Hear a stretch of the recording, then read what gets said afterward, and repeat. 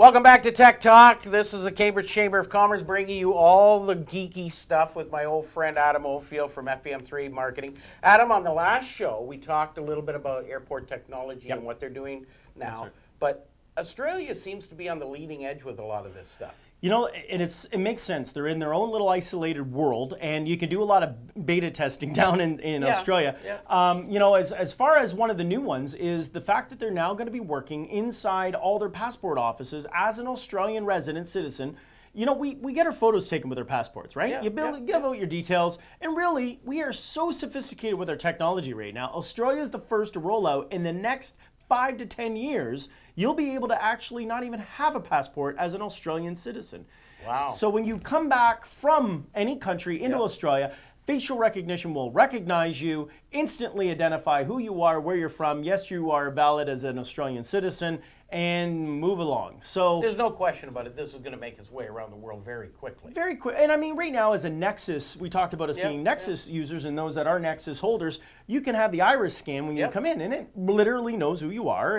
And this is no different except it uses the full face as an identity, and we don't need even the card. So what they're doing is getting rid of anything that you may need to carry with you as your identity is your face and your eyes. Yeah, so it probably makes good sense. I think there's no question about it from our perspective.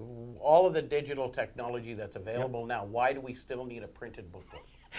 We're coming so far with what it is, right? I mean, we can make payments with our phone right now. And then when you realize that all the pages are filled up in stamps and you go, oh my goodness, I need to get a new passport. Well, now Google just puts a star wherever you went, so you don't even need that anymore to prove where you've been in the world. So Google will tell you that. It's so right there. No, I think that's great stuff.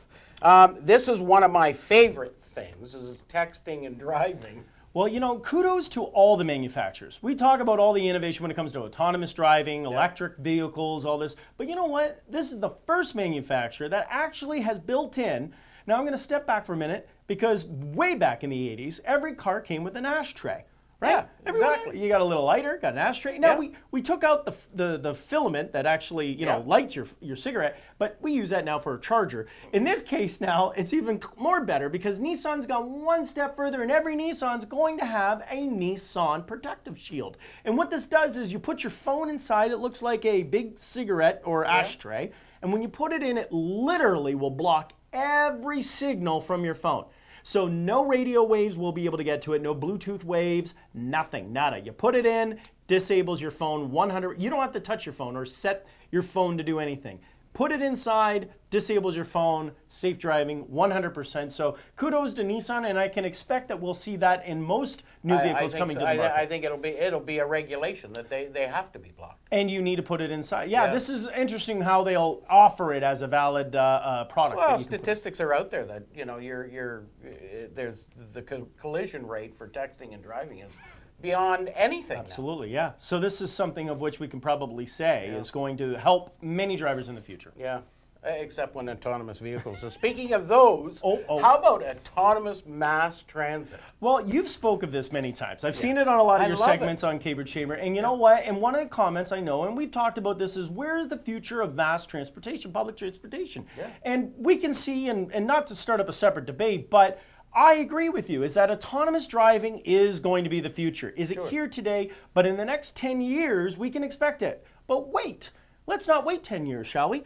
Let's get right into the autonomous driving today, because in Nevada, in 3 cities, there's already one bus company that's already in play, and you will be able to get on a public bus that is in test mode, but they're claiming the next 3 will be able to roll from point A to point B, multiple stops throughout the city, Carlson City, Reno.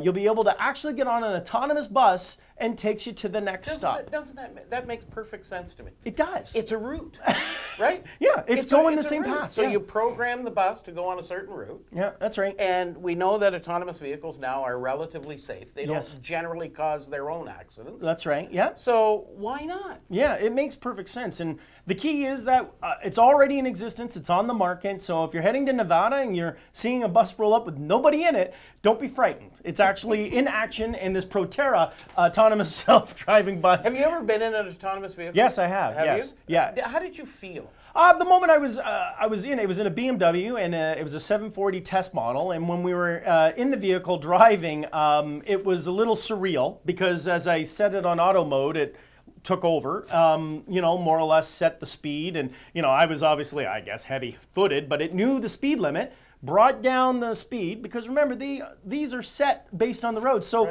the experience was a little crazy. Now, what I did experience, and again, this was, I'm going to say 2 years ago, as we were driving, it was on a back road. It recognized where in the road to be, and there was a family on the side curb where there wasn't a sidewalk.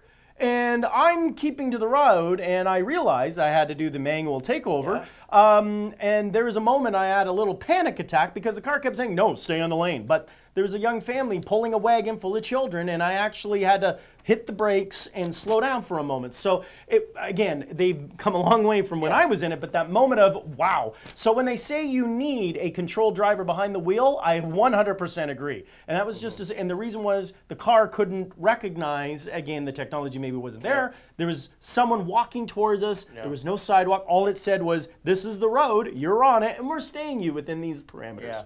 Yeah, so, but as you said, that technology has come a long way. Absolutely. I absolutely agree with you 100%. I believe, my prediction was by 2025, you won't be allowed on a 400 series highway without turning the control of your vehicle over to autonomous. Well, now you've heard it right there. He's just stapled it, and now we'll see if that's the future. Put your money on it, folks. I'm the first guy in line buying one, let me tell you. Well, folks, that's another edition of Tech Talk. We'll be back again. Stay tuned.